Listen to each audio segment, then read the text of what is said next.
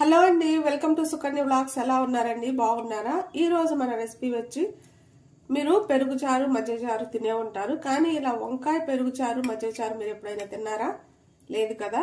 ఇక్కడ నేను చెప్పినట్టు ట్రై చేయండి. వంకాయ పెరుగు చాలా బాగుంటుంది, నోటికి చాలా కమ్మగా ఉంటుంది అనమాట. ఫస్ట్ టైం మన ఛానల్ ఎవరైనా చూస్తున్నట్టయితే ఛానల్ సబ్స్క్రైబ్ చేసుకోండి. దీని తయారీ విధానం చూసేయండి. మనకి ముందుగా కావాల్సినవి ఒక 2 వంకాయలు, అలానే ఒక టమాటా, ఒక ఉల్లిపాయ. వీటిని ముక్కలుగా కట్ చేసుకుందాం. మనం కట్ చేసుకొని ఇలా బౌల్లోకి తీసుకున్నాం. ఎక్కువ అవసరం లేదు మనం చేసే రెసిపీకి, ఇవి కొంచెమే సరిపోతాయి కాబట్టి ఇవి చూపించాను మీకు. దాంతోపాటు ఒక పచ్చిమిరపకాయని ఇలా సీలికలుగా కట్ చేసుకొని, ఇప్పుడు నేను కట్ చేసుకున్న ఈ వంకాయ ముక్కలు ఉప్పు నీళ్ళలోకి తీసుకున్నాను. అలానే ఉల్లిపాయ, టమాటా, ఒక పచ్చిమిర్చి ఇలా కట్ చేసుకున్నాను.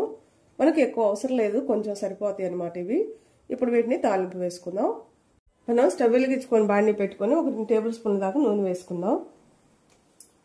కొంచెం నూనె వేయడనిద్దాం. కొంచెం జీలకర్ర వేసుకుందాం, ఒక 1/2 టీ స్పూన్. అలానే ఒక 2 ఎండుమిరపకాయలు కొంచెం వేసుకోండి. కొంచెం వేగనిద్దాం వీటిని. కొంచెం వేగినాక కొంచెం కరివేపాకు, అలానే ఇప్పుడు మనం ముందుగా రెడీ చేసి పెట్టుకున్నాం కదా వంకాయ ముక్కలు, అవి వేసుకుందాం. నేను ఎండు కరివేపాకు వేసుకుంటాను అనమాట. పచ్చి కరివేపాకు అన్ని రోజులు ఉండదు కదా, అందుకోసమని నేను ఎక్కువ తెచ్చుకొని కరివేపాకు అనేది ఇలా ఎండబెట్టుకొని ఉంచుకుంటాను. ఇప్పుడు వంకాయ ముక్కలు కూడా వేసినాక మనం ఒకసారి కలిపి కొంచెం మగ్గబెడదాం వీటిని.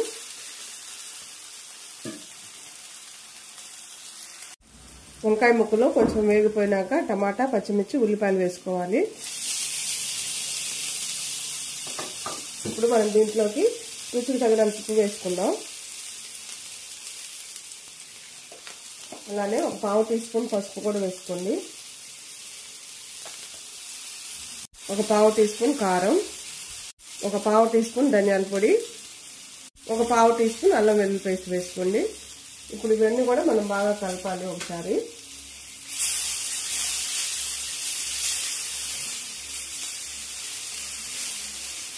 ఇప్పుడు కారం, అల్లం వెల్లుల్లి పేస్ట్ ఇవన్నీ వేసాం కదా, అవన్నీ కూడా పచ్చి వాసన పోయేదాకా మనం 1 నిమిషం ఇలా కలుపుతూ వేపుకోవాలి వీటన్నిటిని. ఇలా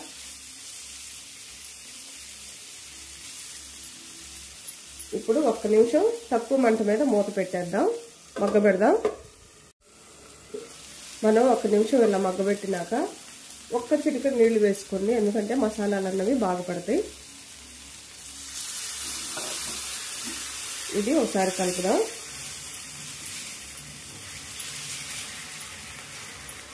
మనం అల్లం వెల్లుల్లి పేస్ట్ కూడా వేసాం కదా, కాసిన నీళ్ళు వేసుకొని ఇలా మగ్గబెట్టుకోవటం వల్ల ఆ పచ్చి వాసన అనేది అసలు రాకుండా ఉంటుంది.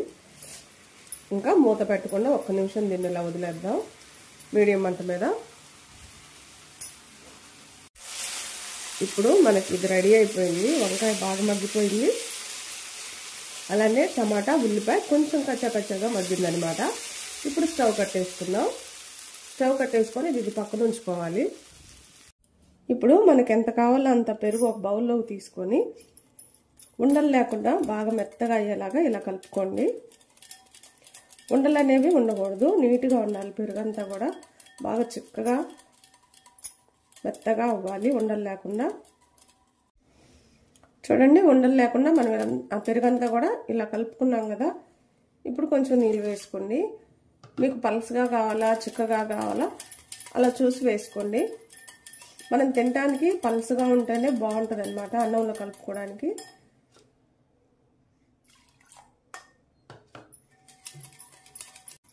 చూసారు కదా, ఇలా మరీ నీళ్ళలా కాకుండా మరీ గట్టిగా కాకుండా ఇలా మీడియంగా చేసుకోండి. ఇప్పుడు మనం ముందుగా తాలింపు వేసుకున్నాం కదా వంకాయ, అది తెచ్చి దీంట్లో కలుపుకోవడం.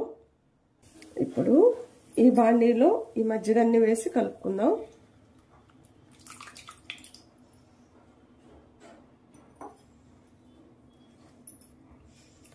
మనం ఎప్పుడు ఒకేలా కాకుండా మజ్జిగ చారైనా పెరుగు చారైనా ఇలా డిఫరెంట్గా చేసి పెడుతూ ఉంటే పిల్లలు ఇష్టంగా తింటారు, ఇంట్లో వాళ్ళు కూడా బాగా తినేస్తారనమాట. చూడండి, చక్కగా పెరుగు వంకాయ మనకు రెడీ అయిపోయింది.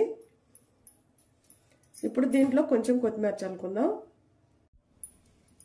కొంచెం కొత్తిమీర చల్లేసుకొని చక్కగా మనం అన్నంలో వేసుకొని తినేసేయటమే అనమాట. చాలా బాగుంటుంది. ఈ టైంలో కొంచెం ఉప్పు చూసుకొని వేసుకోండి. దీన్ని ఇప్పుడు బౌల్లోకి తీసుకుందాం. మనం బౌల్లో కూడా తీసుకున్నాం. బౌల్లో కూడా తీసుకోకముందే ఇంట్లో చారు చూసి తినేసారనమాట. చాలా బాగుందనేసి. అంత కమ్మగా ఉంటుంది నోటికి. కంపల్సరిగా మీరు కూడా ఇంట్లో ట్రై చేయండి. ఎప్పుడు ఒకేలా కాకుండా ఇలా చేసి పెడుతూ ఉండండి. వంకాయ పెరుగు చారు చాలా రుచిగా ఉంటుంది. కంపల్సరిగా ట్రై చేయండి. ఎలా వచ్చిందో కామెంట్ చేయండి. నా వీడియోస్ కానీ మీకు నచ్చినట్టయితే లైక్, షేర్, సబ్స్క్రైబ్.